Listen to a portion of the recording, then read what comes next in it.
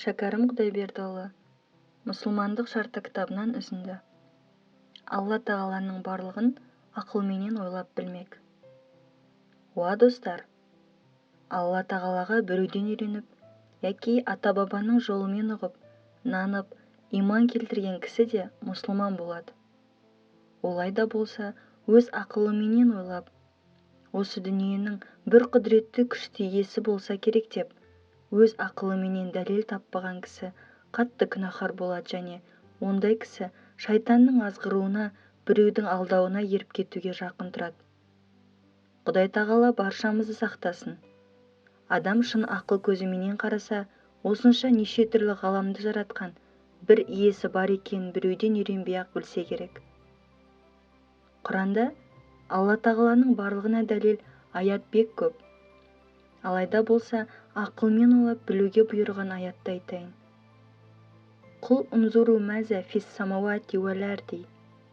Мағынасы, айт, ей пайғамбар, құлдарыма қараңыздар, ақыл көзіменен аспандағы һәм жердегі барша жаралған нәрселерге деген. Әлбетте, соларға қарасаңыз, құдіреттінде өлшеу жоқ. Бір иесінің барлығын білесіз. Жағыппар Садың хазіреттер айтқан екен. Алла тағаланың барлығына бал жиятұғын арадан артық не дәлел керек? Кішкентай нәрсенің артында бал, аузында уы бар. Ол екеуі таусылмайды да бір-біріне қосылмайды деген. Және Шайқы Сағди деген кісі айтқан, парсыша, барк дарақтан сөздар, назари хушияр хәр фарқыш дәфтер ист, мәруфат қартқор. Мағынасы, ағаштың жасыл жапырағына ақыл көзіменен қараңсаңыз, әрбір жапырағы Алла тағаланы білдіруге бір кітап сықылды емес пе деген. Және адам ойлау керек, осы мені кім жаратты деп. Сонда анық біледі. Өзіндей бір адамзат жаратпағанын, әкем жаратты деуге де болмайтұғынын. Әкем себеп болды десе, оның әкесінің жаратылуына кім себеп болды? Сөйте, адам пайғамбарға кім себеп? Ақырында барша себептерді бірінен бірі себеп қылып жаратқан бір құдіретті күшті ие керек болады. Сол ие Алла тағала. Және адам ойлау керек, қайдан шықтым? Не үшін жаралдым? Түбінде не боламын деп. Осылайша ойлағанда, әлбетте, жоқтан бар қылып бір құдіретті күшті Алла жаратты.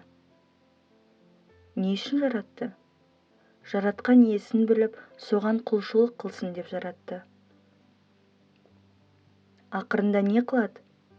Кімде-кім жаратқан иесінің әміріне мойынсұнып құлшылық қылса, оны құр қалдырмай таусылмас рахат берсе керек. Егерде әміріне мойынсұнбаса, оған таусылмас ғазап қылса керек. Неге десеңіз, осынша ғаламды босқа жаратудың қисыны жоқ. Ақырында жоқ болып кететұғын қылып жаратпаса керек.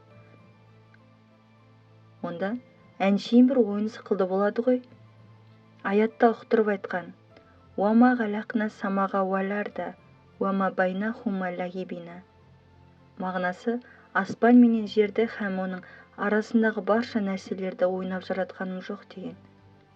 Енді жоғарғы аяттың мағыналарын һәм айтылған дәлел сөздерді анықтап, ұғып алсаңыз, Алла тағаланың барлығына шексіз көңіліңіз нанар.